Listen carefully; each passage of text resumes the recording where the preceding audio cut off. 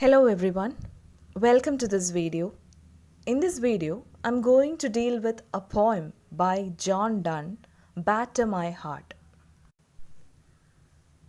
John Donne was a poet and also a scholar and was the preeminent representative of the metaphysical poets. He wrote a number of works which include sonnets, religious poems, love poems, and his works are noted for their metaphorical and sensual style. Donne was born into a Catholic family, and this particular poem, Batter My Heart, was written during his conversion to Anglicanism from Catholicism. So, this poem was written during Donne's conversion to Anglicanism. He questions Catholic faith in many of his poems. So, this particular poem, Batter My Heart, was written during his conversion to Anglicanism from Catholicism. It is one of the 19 holy sonnets or divine meditations. Holy sonnets or divine meditations, and this Batter My Heart is one of those 19 holy sonnets. And it was originally published in 1633 in the first edition of Songs and Sonnets, published in 1633. And it is written in direct address to God. The poet here is addressing God, and here he employs violent and sexual imagery, and the poet asks for help to overcome his religious ambivalence, and he wanted to accept divine grace here. So here we can see a troubled speaker who had undergone a spiritual decay. A troubled speaker is here addressing the God, and he had undergone a spiritual decay. It is a Petrarchan sonnet. It is written in a Petrarchan sonnet form and in a loose iambic pentameter, written in a loose iambic pentameter lines. Rhyme scheme is ABBA, ABBA, CDD, CEE. So let us move on to the poem. The poem begins like this: Batter my heart, 3% God, for you as yet but knock, breathe, shine, and seek to mend, that I may rise and stand, overthrow me and bend. You are forced to break, blow, burn, and make me new.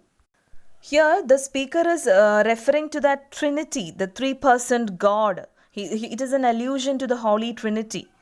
So he is referring to that Trinity to attack his heart, batter my heart, to beat me, batter my heart. 3% God, for you as yet but knock, breathe, shine, and seek to mend, that I may rise and stand, overthrow me and bend your force to break, blow, burn, and make me new.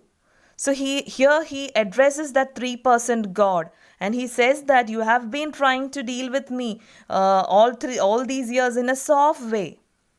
So you are dealing with me in a soft way, but it will not work with me. I need something harsh. You have to behave harshly to me. Then only he can achieve that spiritual purity. So here he is asking God to batter his heart forcefully. Avoid all those soft ways. It won't work with me. Avoid all those soft ways. Give up all those moderate ways and start punishing me. You have to punish me in order to purify me. He says God only knocks politely, breathes, shines, and seeks to mend. So here he says that nothing works like that. You have to be more strong, otherwise, you have to batter my heart. You have to be really tough with me. You have to exercise all your force to make me in your way. That means destroy me completely. Mold me to a new person.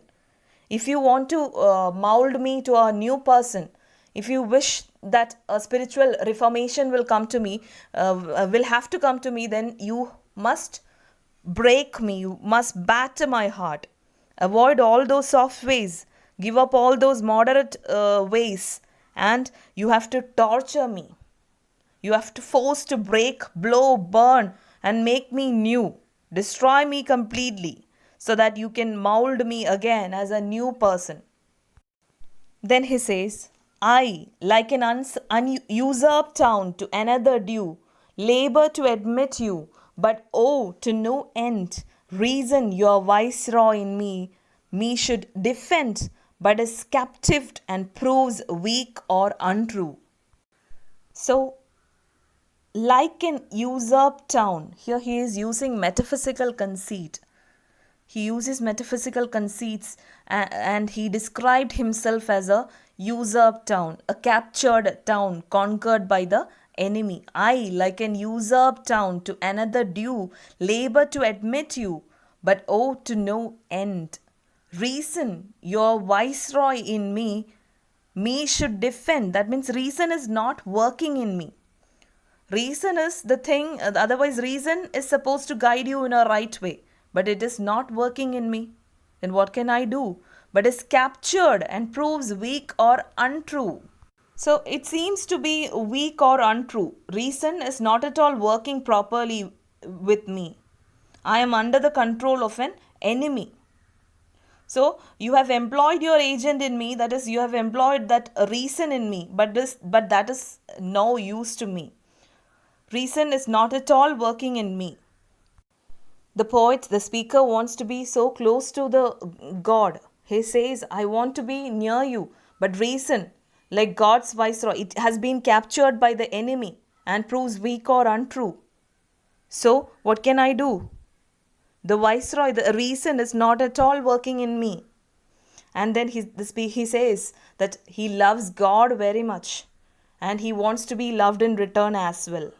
Yet dearly I love you and would be loved fain, but am betrothed unto your enemy.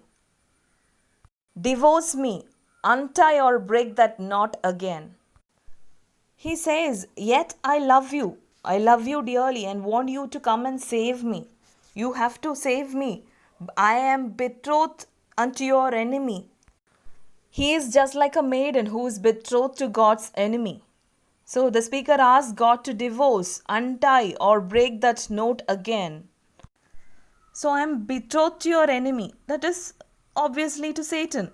So if you really love me, if you care for me, please help me. Please help me from that enemy and save me. I love you a lot and you have to save me from that enemy that I am betrothed to. So reason, it is not at all working in me.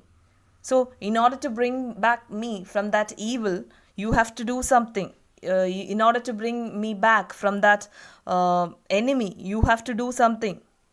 So I am betrothed to your enemy, and if you have to save me, you have to do something. So please divorce me from that. Divorce me, untie or break that knot again. Take me to you, imprison me, for I, except you enthrall me, never shall be free, nor ever chaste, except you ravish me. The speaker says that only if God takes him as a prisoner can he be free from that evil, and only if God ravishes him can he be chaste. So he asks God to ravish him, to take me to you, imprison me, for I, except you enthrall me, never shall be free, nor ever chaste, except you ravish me. Here he uses that sexual imagery. So you have to destroy me. Then only I can completely surrender myself to you. You have, first of all, you have to take me as a prisoner. You have to captivate me. You have to ravish me in order to make me more pure. So please rescue me from that devil. Okay, you have to make me completely yours. For that, come God, please destroy me, please ravish me, so that I can be chaste, so that I can remain chaste or pure. So here the speaker claims that he can only overcome all those sin, or otherwise he can escape from that evilness, or he can escape from your enemy and achieve spiritual purity if only God save him from that. So he is addressing the God. He is praying to God to help him, to save him from that enemy. So this is one of Donne's most dramatic devotional lyrics. where he asks for help to overcome his religious ambivalence. He has a lot of confusion in his mind. So, in order to escape from that spiritual decayness, God have to help him to wholly accept your divine grace. You have to protect me. You have to save me from that. So here, a troubled speaker, he had undergone a spiritual decay, and he have to be saved from that by God. So he is addressing that God to save him. It is a very intense personal desire, his intense personal desire to be saved from that evilness. So that troubled speaker, he is asking for help to overcome his religious ambivalence. This is all about this poem, Batter My Heart.